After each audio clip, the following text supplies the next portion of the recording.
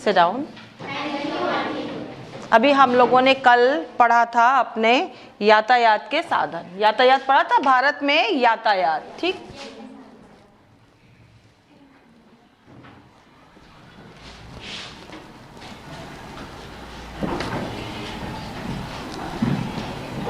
यातायात, और इसमें भी हमने यातायात के में पढ़े थे 3 तरह के, स्थल मार्ग, और हम लोग स्थल मार्ग में 2 पढ़ चुके थे, एक था सड़क मार्ग और दूसरा रेल मार्ग। तो अब हम लोग पढ़ते हैं जल मार्ग। क्या पढ़ेंगे? जल मार्ग।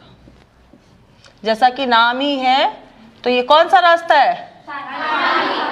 पानी से पानी का रास्ता। तो पानी का रास्ता कहाँ पर, कैसे, बताओ, कोई बताएगा? यातायात में कैसे इसको इस्तेमाल करते हैं हम लोग?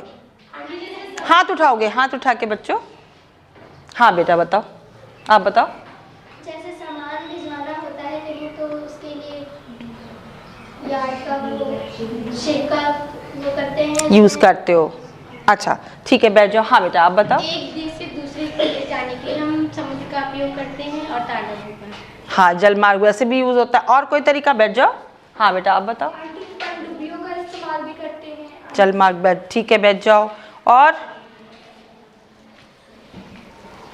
सबने ये बताया, सामान जाता है, ये जाता है, हम खुद भी जाते हैं। कहाँ जाते हैं? पानी के रास्ते को इस्तेमाल करते हैं। कभी नाव पे बैठे हो? तो वो भी तो हम लोग इस्तेमाल करते हैं ना। सारी चीजें जो आपने बताई वो सही, और हम भी जल मार्ग का इस्तेमाल करते हैं। पानी के रास्ते जाते हैं ना, कहीं एक जगह से दूसरी जगह भी। स्टीमर्स पे बैठ के जाते हैं, नाव में बैठ के जाते हैं, नदियों में ना, देखा है कभी? हाँ, कौन कौन बैठा है? अरे वाह, देखा कितने सारे बच्चे बैठे हुए। ठीक, ठीक है बेटा। अब हम लोग जानना चाह रहे हैं जल मार्ग, जैसे कि जल मार्ग का क्या क्या उपयोग हम करते हैं। अब जल मार्ग में भी 2 तरह के मार्ग होते हैं, एक आंतरिक जल मार्ग, ठीक है, आंतरिक जल मार्ग, दूसरा समुद्री मार्ग कह लो, या जल मार्ग में कह रही हूं। हाँ, आंतरिक जल मार्ग से क्या समझे? हाँ हाँ बताओ, कौन? हाथ खड़ा करो। हाँ बोलो बेटा, सबसे पीछे। हाँ बेटा, बच्चे आप बोलो। हाँ, आंतरिक जल मार्ग से हम ये समझते हैं हमारे देश के अंदर जो भी यातायात के साधन चलते हैं जल मार्ग से, उसी को आंतरिक जल मार्ग कहते हैं। वेरी गुड, हाँ सही बोला इसने। बैठ जाओ। जो ये हमारा देश है, इंडिया, देख रहे हो? हाँ, इसमें अंदर अंदर नदियां हैं कि नहीं है? नदियां हैं। अच्छा बताओ कि ये यहाँ से कौन सी नदी निकली है? हाँ हाँ बेटा, यस, ब्रह्मपुत्र। ये अंदर नदियां हैं ना हमारे। गंगा नदी भी है। ये हम कहाँ पर हैं? हम कहाँ पर हैं? उत्तर प्रदेश में। उत्तर प्रदेश में अभी कौन सी नदी है? अभी कौन कौन सी नदियां हैं? गंगा है, यमुना है ना, है ये सब नदियां, नाम सुना है? तो जो ये नदियों में जो यातायात होता है एक जगह से दूसरी जगह, वो आंतरिक मीन्स देश के अंदर आपका यातायात का, ये जो जल मार्ग यातायात के लिए यूज हो रहा है, तो वो आंतरिक जल मार्ग। समझ में आया आपको बच्चों कि ये है आंतरिक जल मार्ग। अब इसी में एक मेन मुख्य मार्ग अगर बात करें आंतरिक जल मार्ग में, तो पहला मुख्य मार्ग गंगा नदी पर है इलाहाबाद। इलाहाबाद कहाँ है? हाँ बिल्कुल, इलाहाबाद से कहाँ के लिए? हल्दिया। हल्दिया कहाँ पर है? यहाँ वेस्ट बंगाल। यहाँ से यहाँ के लिए, हल्दिया के लिए, ठीक है। एक बड़ा जल मार्ग, आंतरिक जल मार्ग में हम लोग बात कर रहे हैं, ठीक है। दूसरा है ब्रह्मपुत्र नदी, आपने बताई वहां से निकल रही है, तो वो है सदिया से, आसाम में से धुवरी। धुवरी के लिए एक दूसरा जलमार्ग, आंतरिक जलमार्ग है। तो ये हमने जाना कि कौन सा जलमार्ग है? आंतरिक जलमार्ग, हमने मुख्य दो जलमार्ग के रास्ते जान लिए। ठीक है बेटा, अब हमारा दूसरा ये हो गया आंतरिक जलमार्ग। दूसरा कौन सा जलमार्ग है? समुद्री जलमार्ग। अब ये पूरा हमारी स्थल सीमाएं है बेटा। देखा है पड़ोसी देश हैं ये सब? यहाँ क्या है? ये सब समुद्र है। तो ये कौन सा, जब यहाँ वाले जगह को हम यूज करते हैं जलमार्ग को, तो ये कौन सा है? समुद्री जलमार्ग। समुद्र से जलमार्ग का जो हम इस्तेमाल करते हैं, तो हम यहाँ एक देश से दूसरे देश जाते हैं। ठीक है, हम भी जाते हैं। और क्या चीज हमने अभी जैसे आप ही लोगों ने बताया, सामान को भी बड़े बड़े जहाजों से हम सामान को एक जगह से दूसरी जगह ले जाते हैं। और दूसरी बात, यहाँ पे बहुत सारे हमारे पत्तन बने हुए हैं, जिसमें कि अगर हम तट पे जो यहाँ से एक जगह से दूसरी जगह अगर चलते हैं, तो इसको भी हम क्या कहते हैं? तटीय नौवाहन। तट पे, सिर्फ तट पर। और समुद्री जलमार्ग एक जगह से, एक देश से हम दूसरे देश के लिए जाते हैं, वो समुद्री जलमार्ग होता है। जो ये हमारी तट की रेखा, पूरी समुद्र की जो तट की पूरी रेखा है, ये कितनी बड़ी है? ये है हमारी 7516। ये क्या है? 7516 किलोमीटर। ठीक है, किलोमीटर में समझते हो? है ना? तो ये जितनी तट रेखा हमारी है, ये है 7516 किलोमीटर लंबी है। इसमें हम भारत से करीब 1,27,083 टन क्षमता वाले, हमारे पास जब आज़ाद हुए के बाद 1946 में हमारे पास 49 जहाज थे। कितने जहाज थे तब? 49 जहाज थे, जिनसे हम सामान एक जगह से दूसरी जगह पहुंचाते थे। क्यों सामान पहुंचाने की जरूरत क्यों पड़ती थी?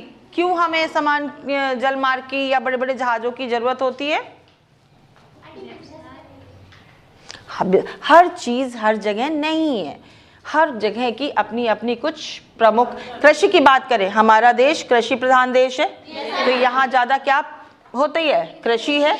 और बहुत सारे सामान भी यहाँ से निर्यात किए जाते हैं, और बहुत सारा सामान जो यहाँ नहीं अवेलेबल है, वो बाहर से आयात किया जाता है। तो ये जो आयात निर्यात किसके थ्रू किया जाता है?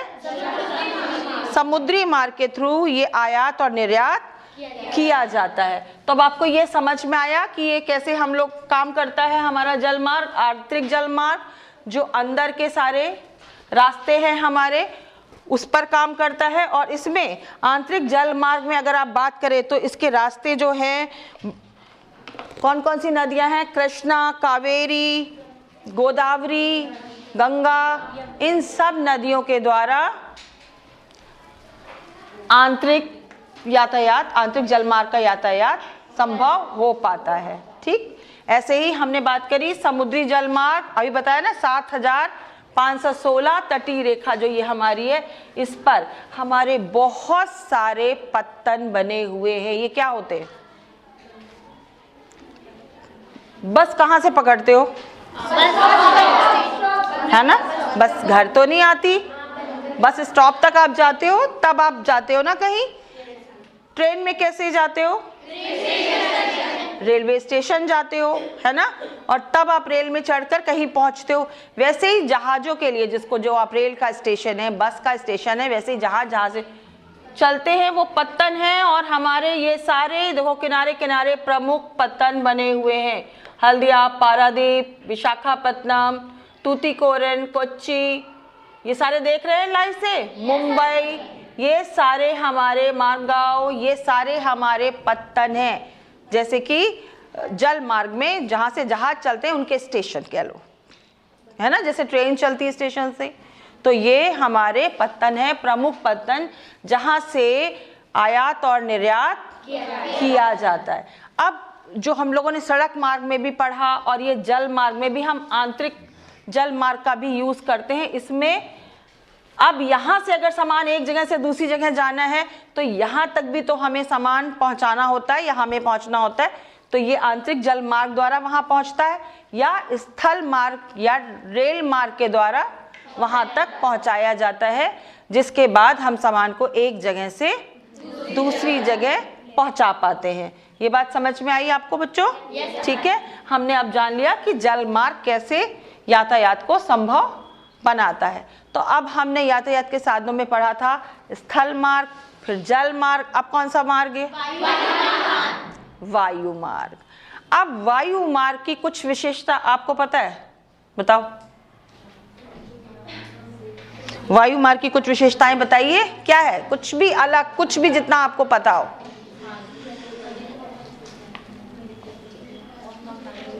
हाँ, आसमान में ऊपर हवाई जहाज उड़ते देखे? अच्छा, पहले तो ये बताओ, जैसे अभी हम लोगों ने बात करी कि ट्रेन रेलवे स्टेशन से निकलती है, बस हवाई जहाज कहाँ से निकलते हैं? एयरपोर्ट, हवाई अड्डों से, ये तो पता है ना? एक यही खास बात आपने बतानी थी ना कि एयरपोर्ट से, हवाई अड्डों से जहाज उड़ते हैं। ठीक, अच्छा ये बताओ, हर आदमी क्या हवाई जहाज में यात्रा कर लेता है? क्यों नहीं कर पाता? हाँ हाँ बता बेटा। पैसे बहुत ज्यादा लगते हैं, टिकट महंगा है। हाँ, उसके लिए कुछ डॉक्यूमेंट्स भी लगते हैं। अब वो इंटरनेशनल फ्लाइट में आपको डॉक्यूमेंट्स, वीज़ा, वहाँ की परमिशन भी लेनी होती है, बहुत सारे प्रोसेस होते हैं, तब हम जा पाते हैं कहीं बाहर। ठीक है, लेकिन इंटरनेशनल फ्लाइट के लिए ही है। और हम जो अपने देश में अगर जाते हैं तो हमको टिकट लेना पड़ता है। वो स्थल मार्ग में जो बस और ट्रेन है उससे क्या होता है? महंगा होता है, इसलिए हर आदमी उसको अफोर्ड नहीं कर पाता। ये इसकी खासियत है कि थोड़ा सा ये महंगा होता है, लेकिन आसान होता है और हाँ, समय की बचत होती है। थोड़ा जल्दी हमको, थोड़ा क्या, बहुत जल्दी, बाकी चीज़ों के मुकाबले जल्दी पहुंचा देता है ना? ये तो पता ही है ना आपको कि जल्दी पहुंचा देता है हमें जहां हमें पहुंचना होता है। लेकिन अभी जल मार्ग हमने पढ़ा, जल मार्ग में क्या है? सस्ता है। जल मार्ग से तभी आप सामान ज़्यादा मात्रा में आसानी से एक देश से दूसरे देश में ज़्यादा मात्रा में तभी तो बाय एयर पहुंच जा सकता है। नहीं पहुंच, बहुत भारी भारी सामान हम लोग पहुंचाते हैं। ट्रेन में मालगाड़ी देखी है? उसके थ्रू भी सारा मालगाड़ी, उसमें सामान एक जगह से दूसरी जगह पहुंचाते हैं।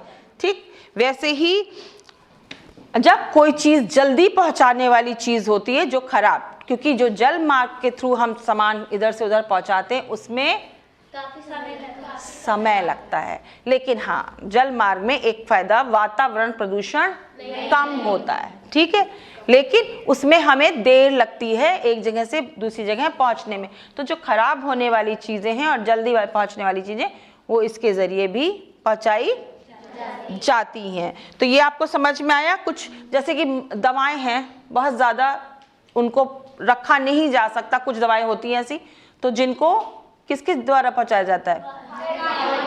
वायु मार्ग के द्वारा पहुंचाया जाता है। और इस तरह के बहुत सारे हवाई अड्डे। अच्छा, आपके शहर में है हवाई अड्डा? हाँ, कहाँ है? अमौसी में एयरपोर्ट है? किसने किसने देखा है? बताओ, किसने किसने देखा है? Very good. हाँ, ठीक है, वहां से हवाई जहाज उड़ता है। और दो तरह के होते हैं, इंटरनेशनल एयरपोर्ट हवाई अड्डे, और नेशनल मतलब उसका अलग, जहां अपने देश में जाने वाला उसी जगह से होता है, और जो यहाँ से बाहर के देशों के जाने के लिए वो अलग होता है। दोनों जगहें अलग अलग होती हैं। समझ में आया आपको बच्चों इतना? अच्छा, ये बताओ कि जो हवाई जहाज है इसको डिजाइन किसने किया था सबसे पहले बनाने? आधुनिक हवाई जहाज जो है कब किया था? राइट ब्रदर्स ने कब किया था? 1903 में राइट ब्रदर्स ने हवाई जहाज को डिज़ाइन किया था। तो हवाई जहाज ने बहुत सारी हमारी मुश्किलें आसान करी हैं। जब हम एक जगह से दूसरे देश के लिए जाते थे तो बहुत समय लग जाता था।